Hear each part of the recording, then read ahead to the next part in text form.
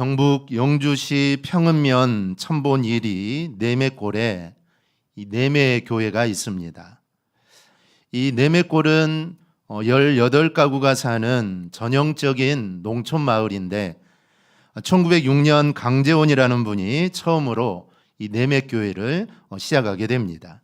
근데 내매교회는 한국 교회사에 빛나는 업적을 남긴 훌륭한 인물들을 약 40여 명이나 배출한 것으로 유명합니다.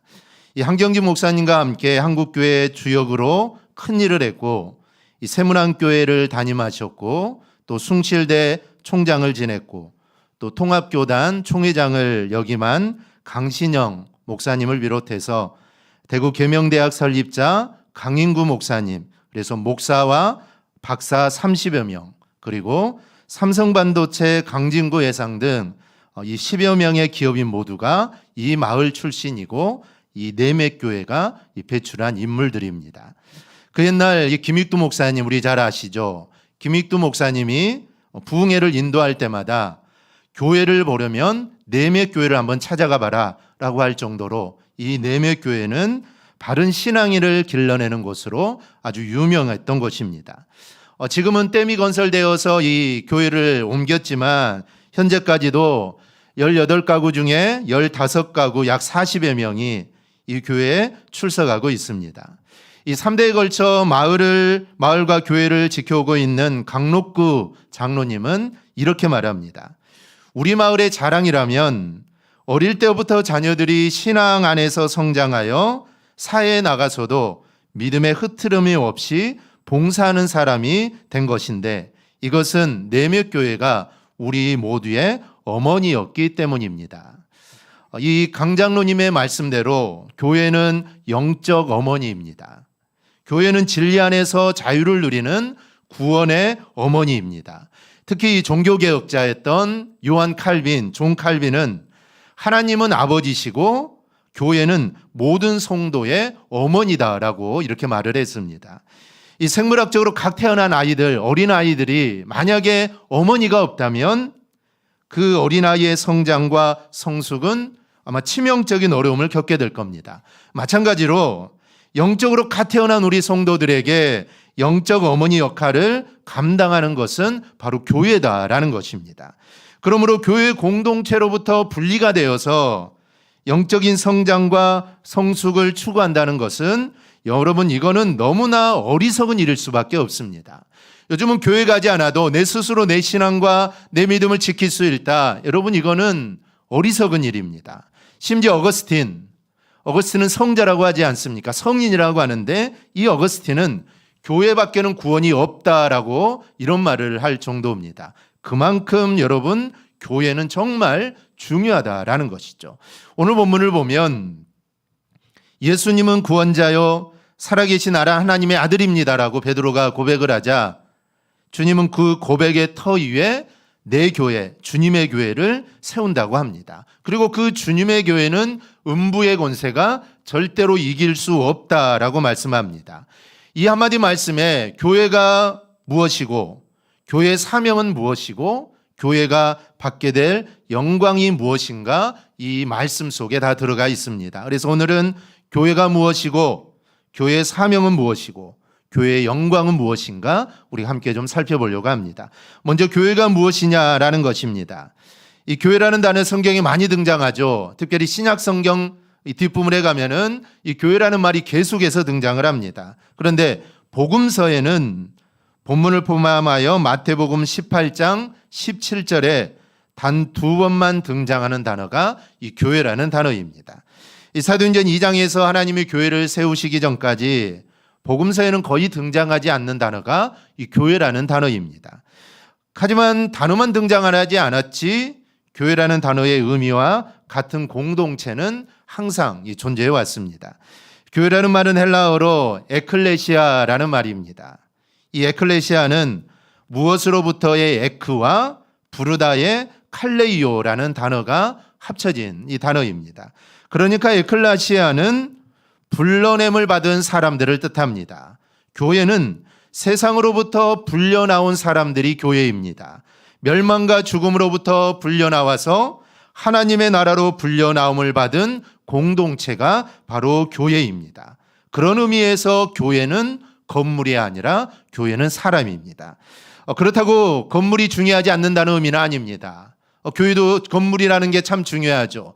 예배하고 또 찬양하고 기도하고 봉사하고 성경 공부하기 위해서는 교회가 필요합니다. 이 건물이 필요하죠. 건물이 없으면 우리가 어디에서 예배하고 어디에서 찬양하고 할 수가 있겠습니까? 그러니 교회는 중요합니다. 그러나 교회의 본질적인 뜻은 죄악으로부터 불러내 구원받은 사람들의 모임입니다. 그래서 교회는 바로 저와 여러분이 바로 교회라는 것이죠. 사도행전 2장을 보니 교회는 성령이 임하심으로 교회가 세워집니다. 또한 본문 18절에도 주님은 분명하게 말씀하죠.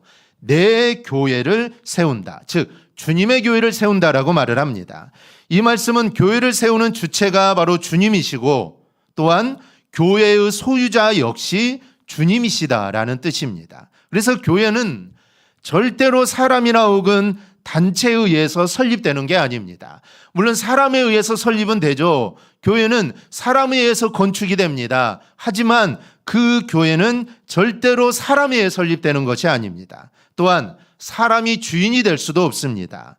교회에서 모든 일은 오직 주님의 뜻대로만 여러분 이루어져야 합니다. 사람의 뜻과 의도에 따라 교회가 좌우되어서는 절대로 안 된다는 것이죠. 그래서 이 초대교회 성도들은 언제나 어떤 일을 행하기 전에 그들은 먼저 기도부터 했습니다.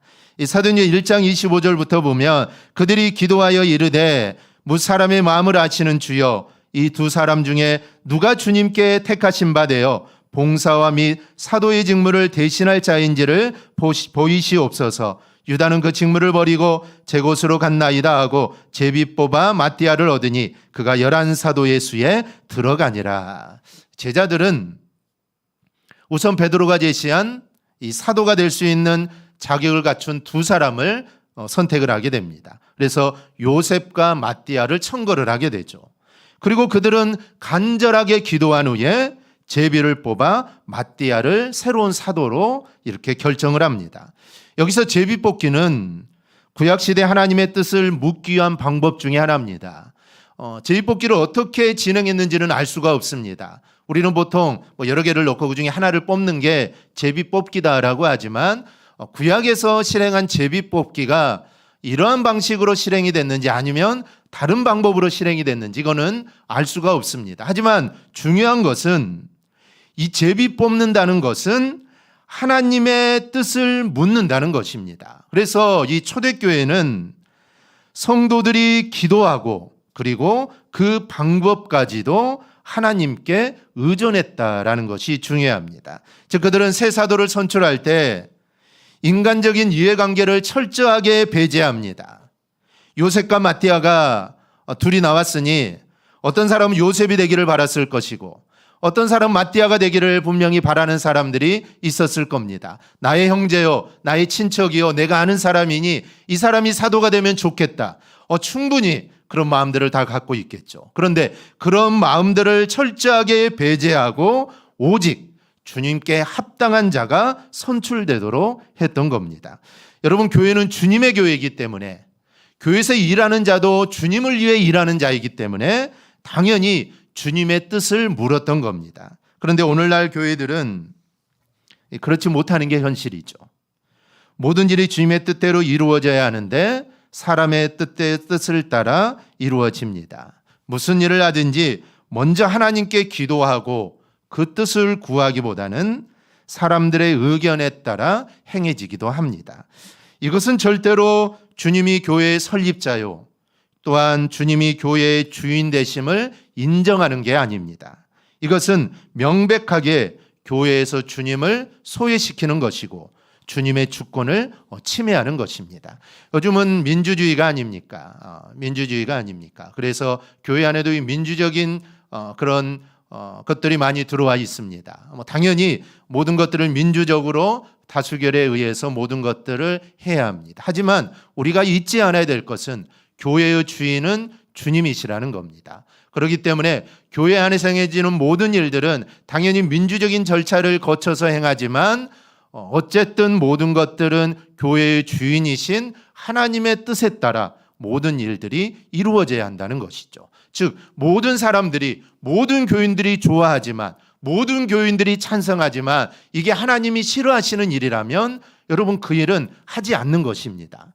세상은 다수결에 의해서 많은 사람들이 좋아하는 일을 결정하고 소수의 의견은 무시하고 그 일을 합니다. 그게 민주주의고 그게 맞는 것이죠. 하지만 교회는 그렇게 해서는 안 된다는 것입니다. 교회의 주인은 하나님이시고 주님이시기 때문에 우리 인간의 뜻이 아니라 오로지 주님의 뜻에 따라 모든 일들을 이루어져야 한다라는 것이죠. 그렇다고 해서 교회에서 성도들의 의견을 묻는 것이 불필요하다는 것은 아닙니다. 하지만 그럴지라도 교회는 절대로 사람의 뜻이 아니라 주님의 뜻이 우선시 되어야 한다라는 겁니다. 그 이유는 주님이 교회를 세우셨기 때문입니다. 그러므로 모든 일에 주님의 뜻을 구하고 그 뜻에 따라서만 모든 일들을 여러분 행할 수 있기를 바랍니다. 교회에서 가장 먼저 할 것은 여러분 기도입니다. 기도보다 앞서서는 안 됩니다. 무엇을 하든지 어떤 결정을 하든지 먼저 기도로 시작해야 합니다. 이것은 우리의 삶도 마찬가지입니다. 우리의 삶도 무엇을 하든지 기도를 먼저 해야 됩니다. 즉 어떤 일을 하든지 기도보다 앞서서는 안 된다는 것이죠. 아무리 사소한 일이라고 해도 여러분 기도한 후에 해야 합니다. 그래서 우리가 밥 먹기 전에 기도하는 겁니다. 밥 먹기 전에 기도하는 거 얼마나 사소한 일입니까? 얼마나 작은 일입니까? 하지만 밥 먹기 전에 기도하고 하루를 시작할 때 자리에서 일어나 기도하고 하루를 마무리하면서 또 기도합니다. 기도로 하루를 시작하고 기도로 하루를 마무리하는 것이죠. 이 일들은 사소한 일이지만 우리의 삶이 모든 것들을 기도로 시작한다는 것을 의미합니다. 그래서 모든 일들을 기도로 시작하고 기도로 끝낸다는 것이죠. 모든 것들을 하나님께 맡기고 기도가 우리의 삶의 전부라는 것입니다. 이것을 나타내는 것이 우리가 밥 먹기 전에 기도하는 것이고 일어나자마자 기도하고 자기 전에 기도하는 것입니다. 여러분 습관이라는 것은 참 중요합니다. 기도가 우리의 습관이 되기를 축복합니다. 주님은 기도가 습관이었습니다. 오병이어를 행하시기 전에도 기도하셨고 하루 일과를 마치면 늘 한적한 곳으로 가셔서 주님은 기도하셨습니다. 주님이 하루 얼마나 힘들고 얼마나 피곤하겠습니까?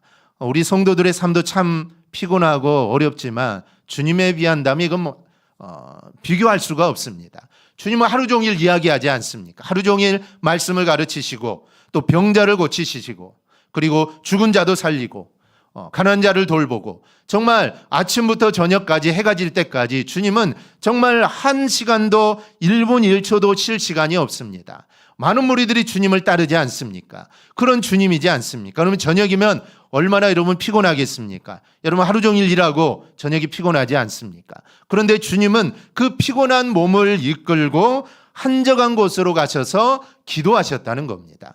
아마 주님의 기도는 오늘 하루도 아버지께서 나를 인도하셔서 주님의 일을 잘할 수 있는 것에 감사하였고 또 내일도 또 주님의 일을 해야 되는데 또 감당할 수 있는 힘을 달라고 아마 주님은 기도하셨을 겁니다. 그래서 십자가를 지시기 전에 겟세마네 동산에서 마치 땀방울이 핏방울이 될 정도로 주님은 그렇게 기도하신 겁니다. 그 십자가를 내가 감당하게 해달라는 것이죠. 즉 주님은 늘 기도하셨습니다. 기도가 습관이었던 것이죠. 사실 주님은 기도할 필요가 없습니다.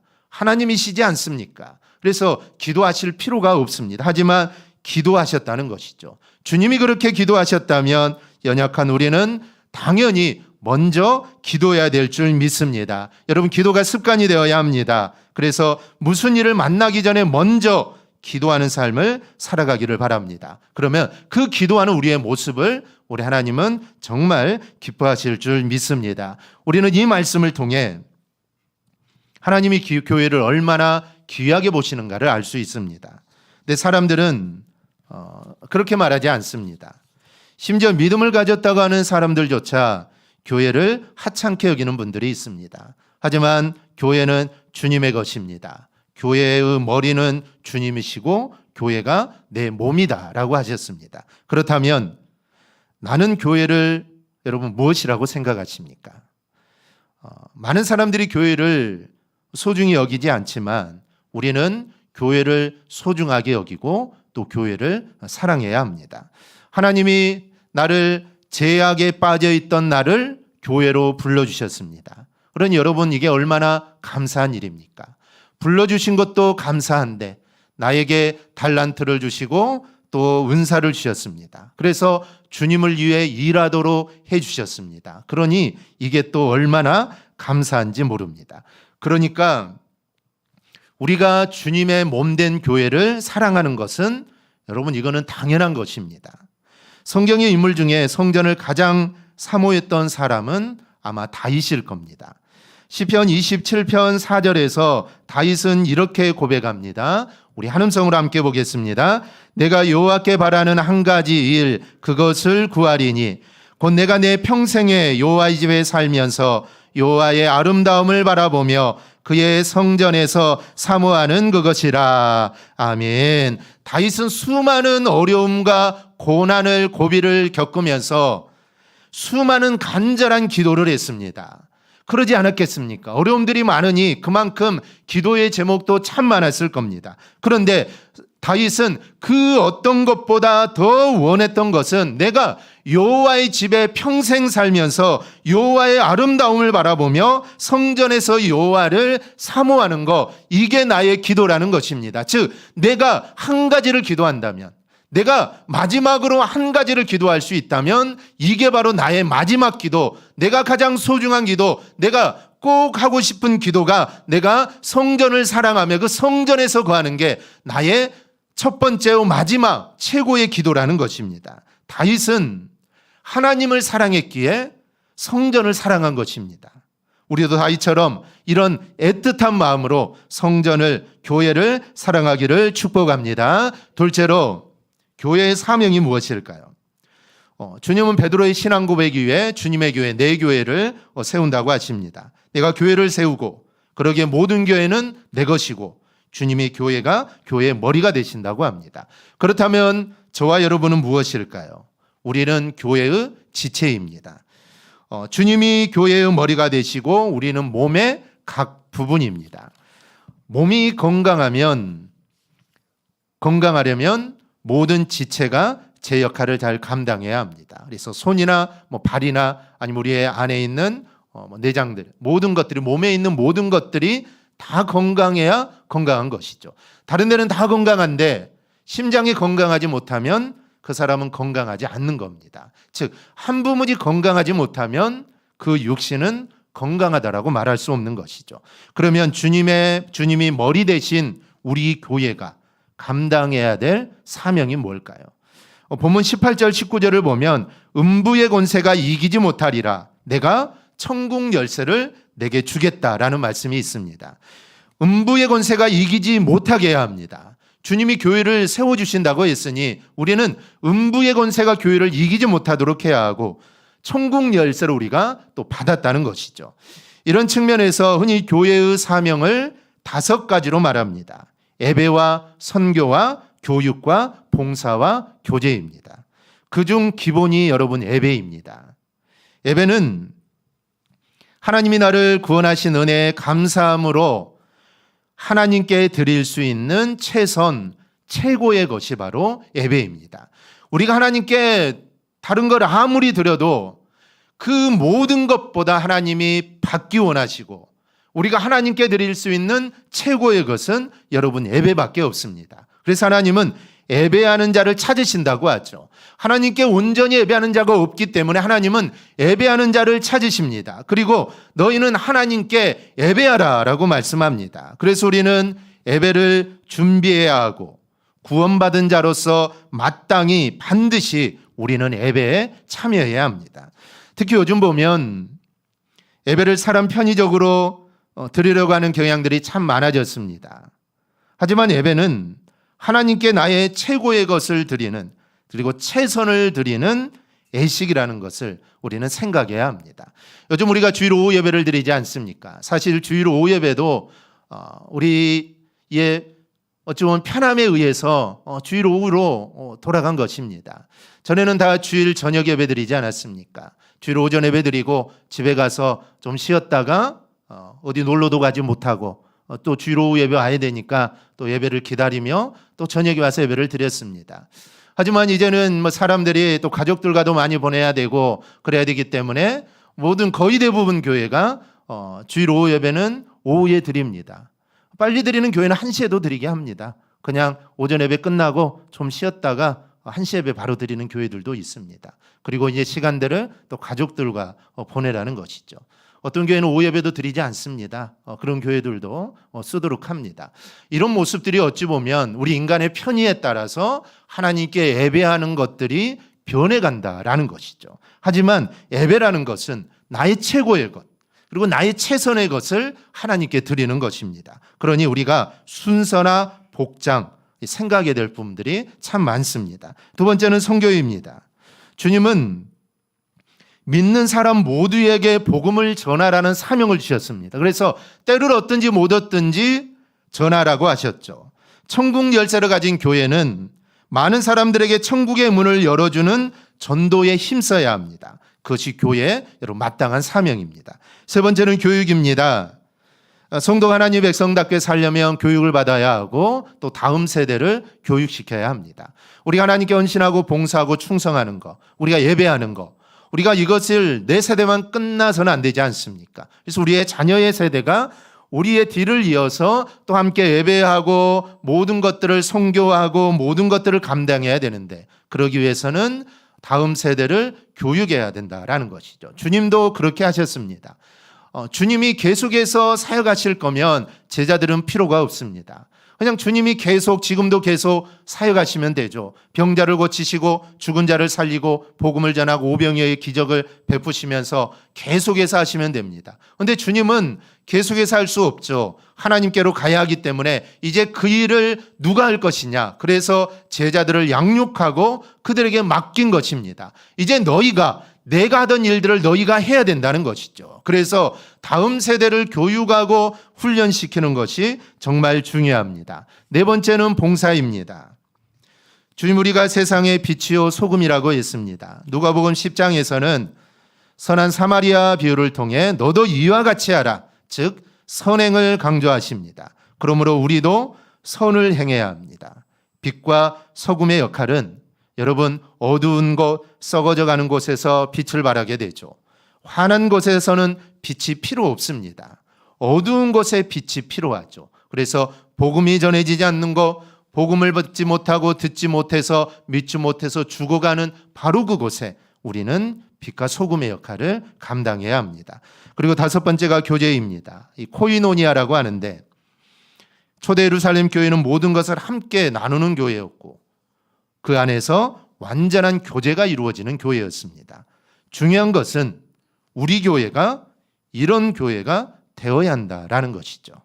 다섯 가지 교회의 사명, 예배, 전도 혹은 선교, 교육, 봉사, 교제 이것들을 감당하는 교회가 되어야 합니다.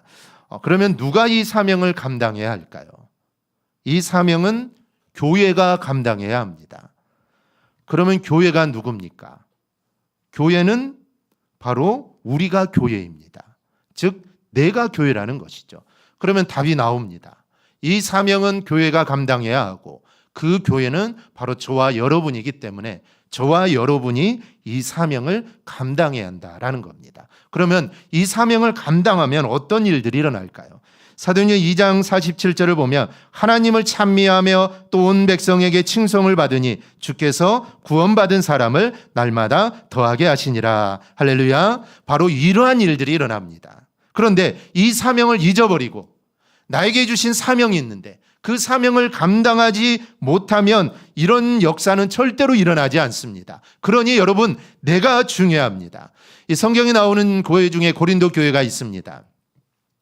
이 고린도 교회는 은혜도 많았고 물질도 풍요했고 은사도 정말 많이 받은 교회가 바로 고린도 교회입니다. 이런 장점들을 가지고 있는 교회가 고린도 교회죠. 그래서 고린도서 13장에 사랑장이 나온 이유가 거기에 있는 겁니다. 고린도 교회는 정말 은사가 정말 많은 교회입니다. 그런데 믿음으로 하나 되지 못하는 단점도 가지고 있었던 교회가 고린도 교회입니다. 그래서 고린도전서 6장 15절에서 이렇게 권면합니다. 너희 몸이 그리스도의 지체인 줄을 알지 못하느냐? 내가 그리스도의 지체를 가지고 창녀의 지체를 만들겠느냐? 결코 그럴 수 없느니라. 너희가 그리스도의 몸의 지체이니 그 사실을 알고 교회를 위해 선한 일을 행하라는 것이죠. 만약 그렇지 않으면 교회를 타락시키는 존재가 된다라는 것입니다. 은혜가 많고 은사가 많고 여러분 중요한 게 아닙니다. 그 은사를 어떻게 활용하는가 중요하죠. 고린도 교회는 은사가 참 많았는데 그들은 그 은사를 잘 활용하지 못했죠. 내 은사가 최고다. 내가 가지고 있는 은사가 최고야. 너 거는 별거 아니야. 늘 그들은 이렇게 했습니다. 그래서 그 교회가 하나님께 칭찬을 받지 못한 것이죠. 즉 은사가 중요한 게 아닙니다. 은사가 얼마나 대단한 게 중요한 게 아닙니다. 그거를 알고 그 교회를 위해서 우리가 선한 일을 행해야 한다는 것이죠. 그래서 내가 중요합니다. 내가 하나님 앞에 온전히 서야 합니다. 그래야 우리가 모인 교회가 든든하게 세워지게 됩니다. 이 사실을 기억하고 주님의 몸된 지체로서 주님의 기쁨이 되기를 축복합니다. 세 번째로 교회가 받을 영광입니다. 18절 하반절은 음부의 권세, 즉 마귀의 권세가 교회를 절대로 이길 수 없다라고 합니다. 여러분, 마귀는 교회를 이길 수 없습니다. 잠깐은 이기는 것 같죠. 교회를 힘들게 하고 교회를 어렵게 하고 나를 힘들게 하고 어렵게 하지만 마귀는 사탄은 절대로 교회를 이길 수가 없습니다. 믿음으로 바로 선 교회는 마귀를 이기고 세상에 복음을 전하고 하나님의 영광을 선포합니다. 하나님의 영광을 받아 누립니다. 마찬가지로 주님의 몸된 교회인 성도도 이 영광을 받아 함께 누리게 됩니다. 과거 하나님의 영광이 성막과 성전에 머물렀듯이 지금도 하나님의 영광은 교회 위에 머무릅니다. 우리가 이 사실을 인정하느냐 인정하지 않느냐의 문제입니다. 빌립보서 4장 1절을 보면 사도 바울은 성도가 나의 기쁨이요 면류관이라고 합니다. 이것은 주님이 우리를 보실 때도 마찬가지입니다. 주님이 우리를 보실 때 너희는 나의 기쁨이요 나의 면류관이라고 합니다. 또 데살로니가후서 1장 12절을 보니 데살로니가 교회가 영광을 받을 존재라고 합니다. 영광을 받는다는 높임을 받고 찬양을 받는다는 말이죠.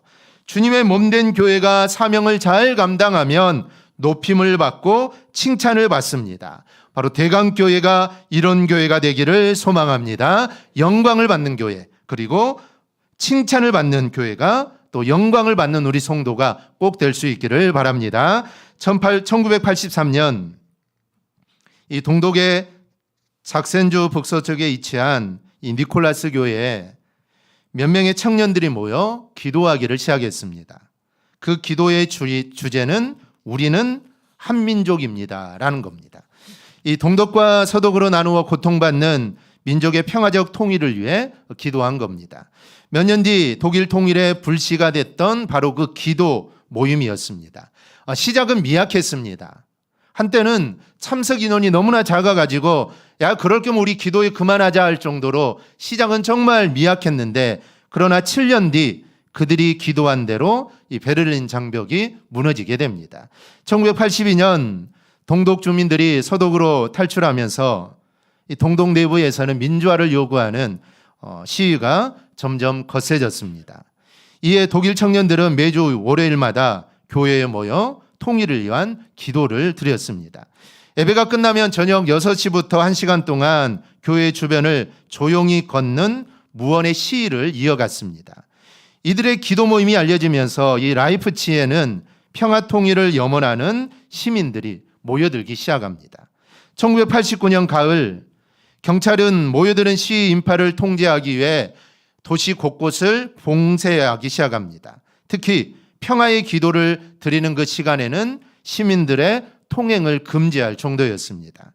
동독 정부는 기도회를 중지시키기 위해 니콜라이 교회를 다른 곳으로 옮기겠다라는 압박을 가하기도 합니다. 하지만 평화 통일을 위한 기도를 멈추기에는 이게 역부족이었습니다. 때로 경찰들은 매주 이 기도에 참석하는 이들을 체포했습니다. 그러나 교회 안 2,000석 의자는 사람들의 빈자리가 없을 정도였습니다. 시위대는 촛불을 들고 교회 주변을 둘러쌌고 교회 창문에는 꽃을 꽂았습니다.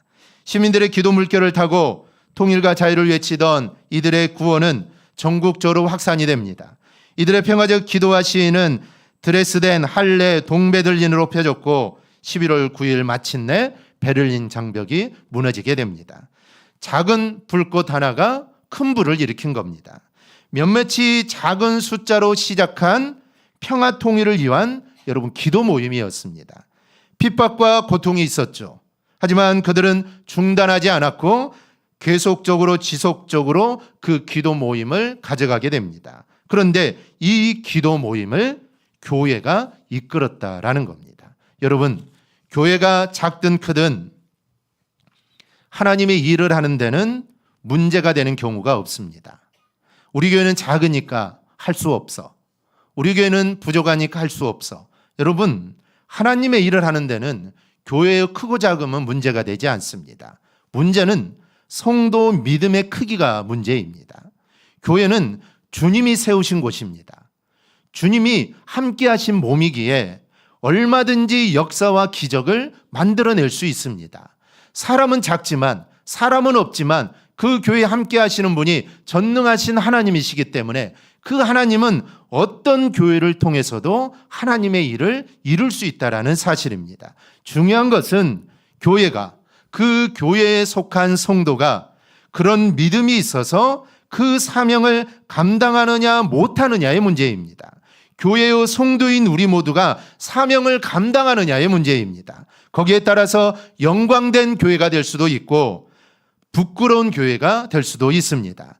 다시 말씀드리지만 사이즈 크기가 문제가 아닙니다. 문제는 여러분 믿음의 문제입니다. 우리의 믿음이 메가톤급의 믿음이 되어야 될 줄 믿습니다. 그 믿음으로 대광교회를 영광스러운 교회로 세워나가기를 소망합니다. 사명을 감당하는 대광교회가 되기를 원합니다. 그러기 위해서는 우리 성도들의 헌신이 필요합니다.